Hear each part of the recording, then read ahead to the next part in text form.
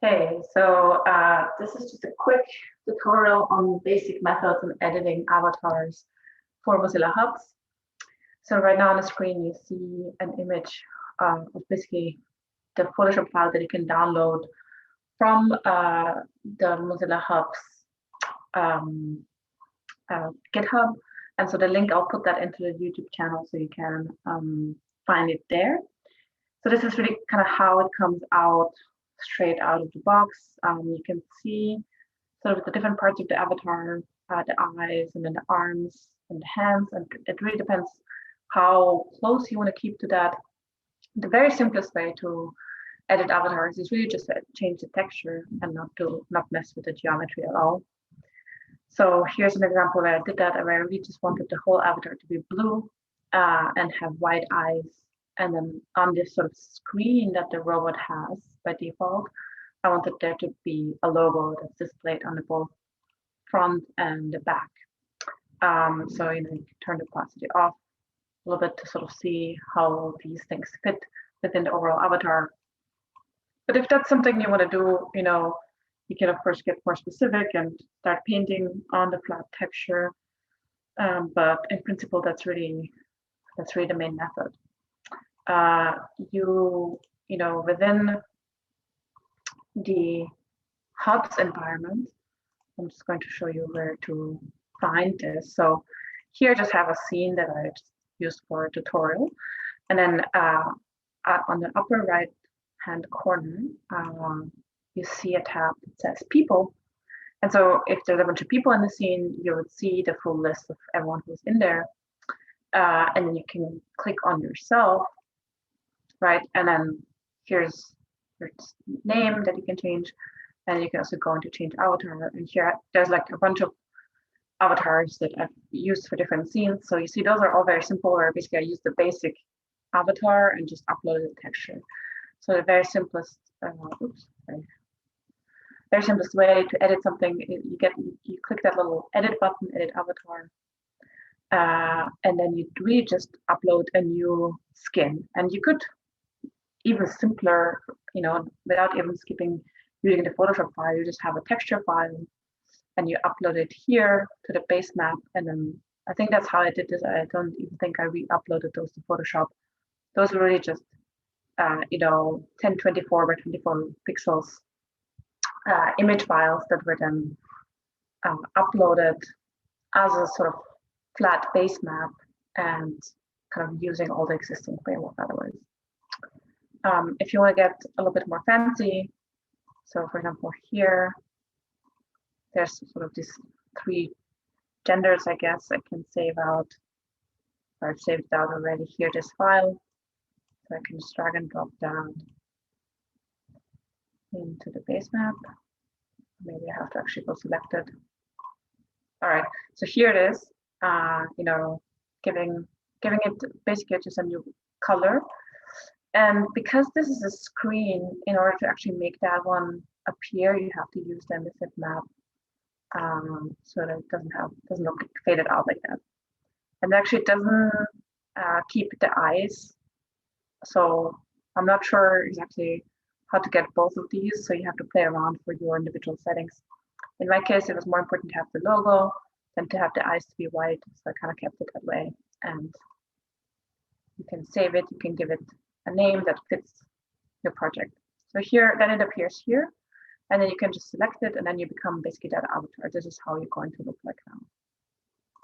Oh, when I dropped it, it actually dropped it into the scene. But I can't see myself, but if I would look at myself, I guess I can take a selfie in here. But yeah, I basically always can go onto my name here, and then I can preview how I'm actually looking.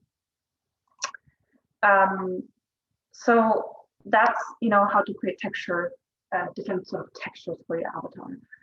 If you want to actually upload a new geometry, it's really the same way. You go into create avatar, and then here there's a little tab that says custom GLB. So that allows you to basically upload a custom geometry.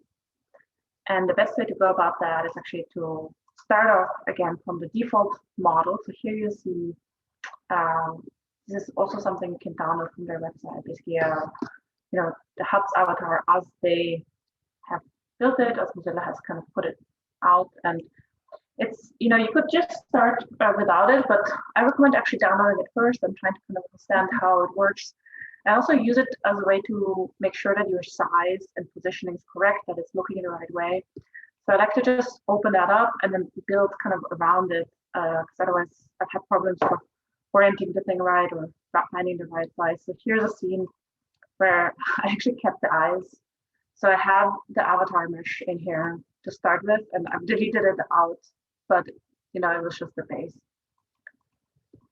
So this is a really silly example. It's just a very simple shape, and I kept the eyes of the avatar and these sort of sunglasses. And so all I need to do once I have my geometry, and there's one thing to be aware of: the avatar actually, if you make a head that's too big, basically, your avatar won't be able to actually see outside of the head. So you'll kind of just see the geometry of the avatar you're building. So you want to be mindful to kind of roughly keep the proportions of the eyes and the head intact, because that way you won't have your avatar won't be kind of floating right in front of you and obscuring the view of everything else. So, let's say you're happy with this creature that you made, and you just go export GLB, as we've already done many times. So select objects, and I'm just going to call it avatar bot, and export it. Oh yeah, I want to make sure that these, is this the, oh yeah, the eyes, yeah, should be all good. I had an issue before with basically the symmetry wasn't applied, and so it would only export like one eye. Let's see if it's applied this time. So here, custom GLB, and I upload here my avatar from the tutorial. Oh yeah, it still wasn't applied to symmetry. So that's just something when you work with that pre-existing geometry.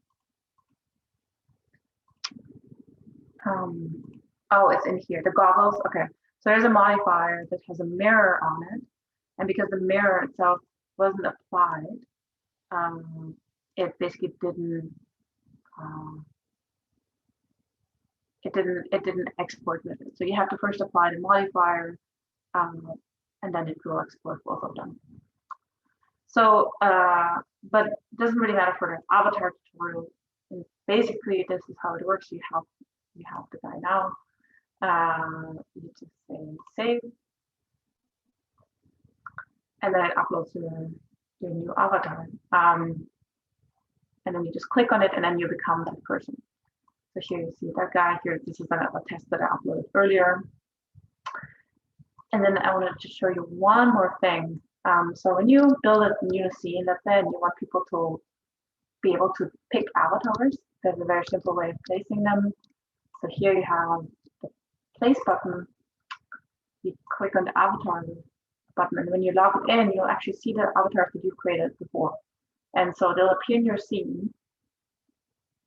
And then other people can go and select them and become these avatars. So right now, I could, I'm already the blue one, but I could just, let's put another one here.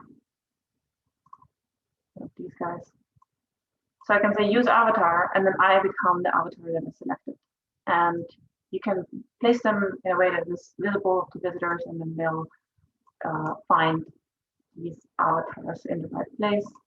And then you can also, so you can pin them, and then they won't be movable, right? Because by default, when you put them in, you can move them around. Maybe you don't want people to move them around. So you just right click, pin, and then they're going to stay in the same location, and people will, it just becomes kind of like a wardrobe or a place where people can sort of, pick out their outfits. And yeah, this is really the very basics of avatars.